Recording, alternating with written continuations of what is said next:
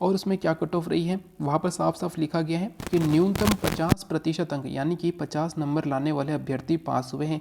लेकिन किसी किसी कैटेगरी में पोस्ट थी और उसके बाद भी जो है 50 से भी कम अंक वाले अभ्यर्थी पास किए गए हैं। वो कुछ खास कैटेगरी है जैसे कि शहरिया हो चुकी है, या नॉन टीएसपी मतलब टीएसपी एरिया में कुछ जो है पद हैं, वहाँ पर जो है कुछ अभ्यर्थियों को पास किया गया है जिनके 50 से कम है। लेकिन एक नॉर्मल देखा जाए तो general, OBC, SC, ST, EWS, MBC, इन कैटेगरी में जिन्होंने भी 50% अंक यानी कि 50 नंबर प्राप्त किए हैं उनका सिलेक्शन हो गया है मुख्य परीक्षा के लिए। लेकिन अब जो बच्चों यानी कि अभ्यर्थियों के समझ में या जो चिंता उन्हें ये है कि क्या नॉर्मलाइजेशन से कितना प्रभाव पड़ा है, यानी कि किस शिफ्ट के नंबर ज़्यादा हुए हैं, किस शिफ्ट के नंबर कम हुए हैं, तो वो मैंने जो है आपका कैलकुलेशन कर ली है और उस हिसाब से मैं आपको बताने वाला हूँ कि किस शिफ्ट में कितने नंबर बढ़े हैं या किस शिफ्ट में कितने नंबर कम हुए हैं। तो यहाँ पर जो है मैंने आपकी एक तरफ रखी शिफ्ट, यहाँ पर आपकी शिफ्ट आएगी, यहाँ पर आपने कितने नंबर आपके जोड़ के रखे थे, यानी कि आंसर की जो आई थी उस हिसाब से आपके कितने नंबर बन रहे थे। रो मार्क्स आपके यानी कि क्वेश्चन डिलीट हुए उसके बाद आपके कितने नंबर बने, और जो नॉर्मलाइजेशन हुआ इसके बाद आपके कितने नंबर बने हैं। तो यहाँ पर मैं वही बात करने वाला हूँ। तो मैंने जो है यहाँ पर आपका मार्क्स लिए हैं आपके 57, यानी कि अगर स्टूडेंट ने अपनी आंसर की मिलाई थी और तब उसके 57 नंबर बन रहे थे, यानी कि वो अभी तक यही लेकर चल रहा था कि उसके 57 नंबर बने हैं। तो इस आधार पे मैं अब आपके रो मार्क्स बताऊंगा और नॉर्मलाइजेशन के बाद आपका क्या स्कोर रहा है वो भी मैं आपको बताने वाला हूँ। लेकिन आपका जो नंबर 57 होने चाहिए, आप अपने अनुसार भी इसको निकाल सकते हैं, लेकिन जो मेन बात निकल कर आ रही है कि किस शिफ्ट में कितने नंबर बढ़े हैं वो सेम ही है, तो वो भी मैं आपको बताऊंगा। सबसे पहली बात है, आप फर्स्ट शिफ्ट से थे, आपने आंसर की मिलाई और आपके नंबर आ रहे थे 57, लेकिन यहाँ पर कुछ क्वेश्चन डिलीट हुए, जैसा कि निकल कर आया फर्स्ट शिफ्ट के 3 क्वेश्चन डिलीट हुए। तो 3 क्वेश्चन डिलीट होने के बाद आपके जो रो मार्क्स बने वो बने 58.8648। आप ये बात जो है मानकर चलिए कि अगर किसी भी शिफ्ट में क्वेश्चन डिलीट होते हैं, चाहे वो पटवारी का एग्जाम हुआ हो चाहे किसी का भी, किसी भी शिफ्ट में अगर क्वेश्चन डिलीट होते हैं तो आपके रो मार्क्स बढ़ जाते हैं। तो फर्स्ट शिफ्ट में 3 क्वेश्चन डिलीट हुए तो आपके जो 57 नंबर थे वो बढ़कर हो गए थे 58.8648। लेकिन अब यहाँ पर नॉर्मलाइजेशन हुआ और नॉर्मलाइजेशन होने के बाद फर्स्ट शिफ्ट में 58 नंबर लाने वाला अभ्यर्थी के जो नंबर हो गए थे वो हो गए थे 64 नंबर, यानी कि यहाँ पर आपके 5 से 6 नंबर की यहाँ पर आपके बढ़ोतरी हुई है। तो फर्स्ट शिफ्ट वाले स्टूडेंट के 5 से 6 नंबर बढ़े हैं। अब बात आती है सेकंड शिफ्ट।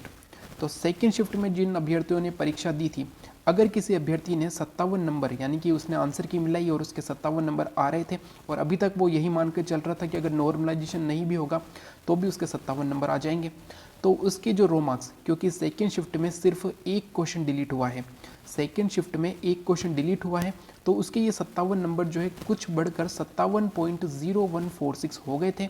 लेकिन जो नॉर्मलाइजेशन हुआ है उसके आधार पर उसके नंबर जो है 53.22512 रह गए थे, यानी कि जो सेकेंड शिफ्ट के जो कैंडिडेट हैं उनके नंबर कम हुए हैं और उनके लगभग 4 नंबर कम हुए हैं।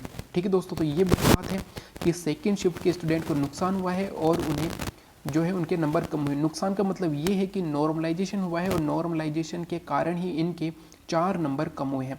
तो फर्स्ट शिफ्ट में आपके 5 से 6 नंबर बढ़े हैं, सेकेंड शिफ्ट में आपके 3 से 4 यानी कि 4 नंबर आपके कम हो गए हैं। अब बात कर लेते हैं थर्ड शिफ्ट की।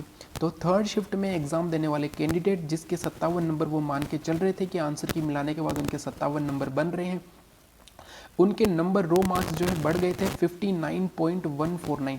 इनके इतने नंबर क्यों बढ़े हैं, क्योंकि थर्ड शिफ्ट में 4 क्वेश्चन डिलीट किए गए हैं। तो जहाँ पर जितने ज़्यादा क्वेश्चन डिलीट होंगे उनके रो मार्क्स उतने ही बढ़ जाएंगे। यहाँ पर 3 क्वेश्चन डिलीट हुए हैं फर्स्ट शिफ्ट में तो उनके नंबर इतने रहे हैं, और थर्ड शिफ्ट में क्वेश्चन डिलीट हुए हैं उनके नंबर इतने रहे।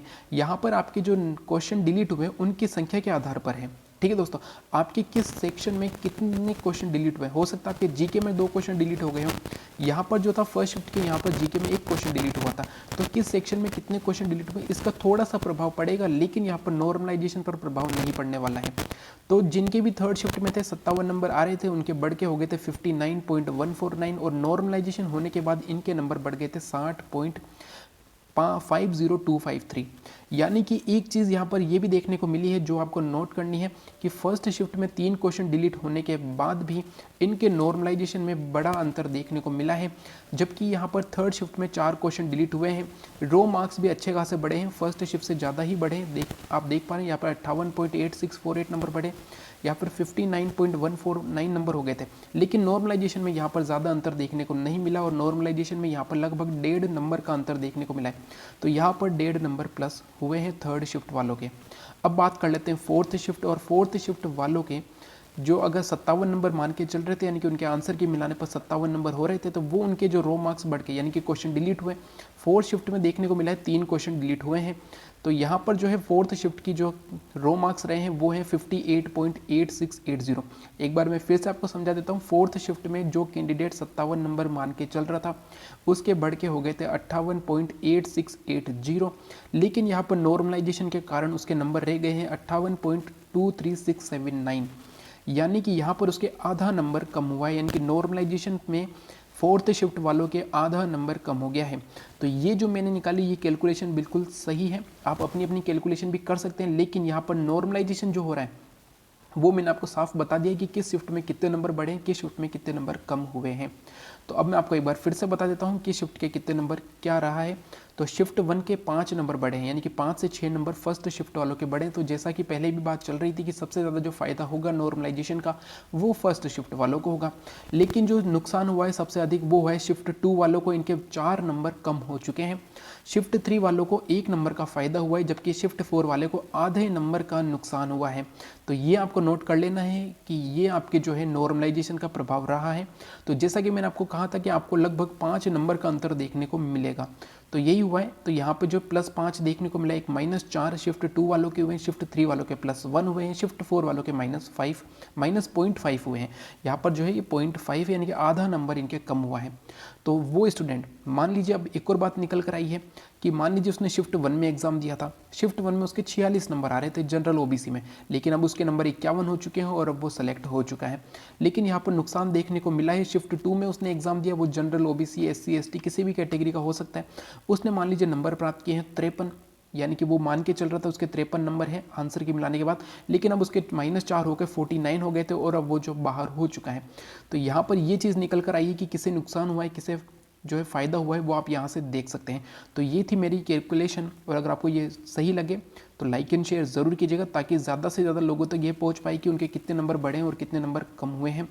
अब आप यहाँ पर अपने नंबर डालकर देख सकते हैं, यहाँ पर मैंने 57 नंबर लेके काम किया है, तो आप इसे देख सकते हैं। और कुछ देर बाद जो है मैं आपको इस फॉर्मूला, यानी कि आपको फॉर्मूला कैसे निकालना है वो भी मैं आपको बता दूंगा। लेकिन ये जो वीडियो था कि कितनी क्या नंबर बढ़े हैं उसका था। तो अगर ये वीडियो अच्छा लगे तो लाइक एंड शेयर ज़रूर कीजिएगा। Thank you. जय हिंद, जय भारत।